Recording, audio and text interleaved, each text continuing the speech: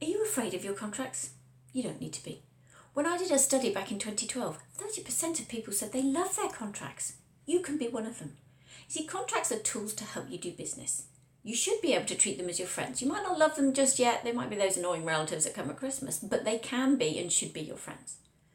So how can you help yourself? Well, you can find out more about contracts, what it needs to write or review a contract. Go to my blog, 500words.co.uk/blog. Loads of tags in there that'll help you educate yourself about what terms mean. But don't overcomplicate your contracts. They can be tiny little contracts. They can just explain the services and the rewards that you're going to get. You don't need to overcomplicate these things. And then, of course, when you start to read contracts, and that's obviously job number one, you can ask questions. Ask what those terms are meant to mean. Ask if you don't understand. Say, why is it in there? What's it meant to do?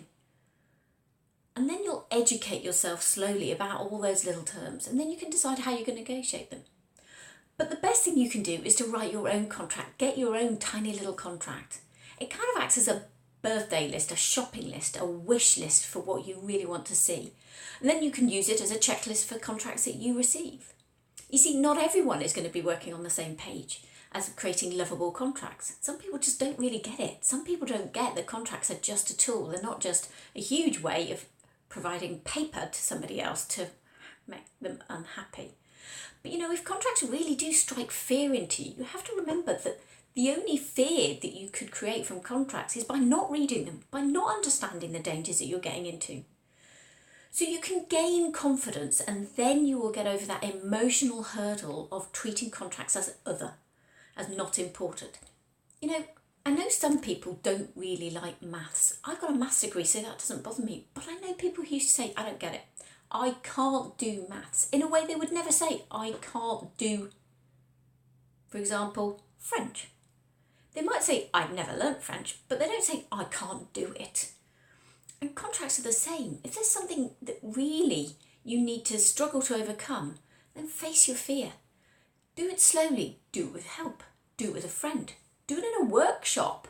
I run contract awareness and confidence with contracts workshops so that you and all the people in your organisation who get involved in writing, negotiating, resolving disputes and managing contracts can understand exactly what you're meant to do. I'll cut through the jargon. I'll break down those hurdles and barriers for you actually being able to use those contracts to help you do business. But there's masses of information out there. There's masses of people who want to help you. So don't be afraid of contracts. The only thing to be afraid of is not reading them at all.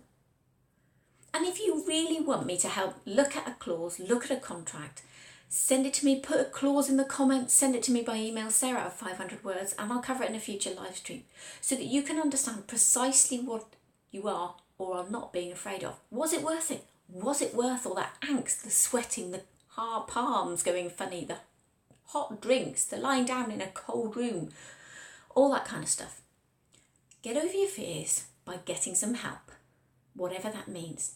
Educating yourself, simplifying where possible, asking where you don't understand, and taking control, getting your own set of terms and conditions.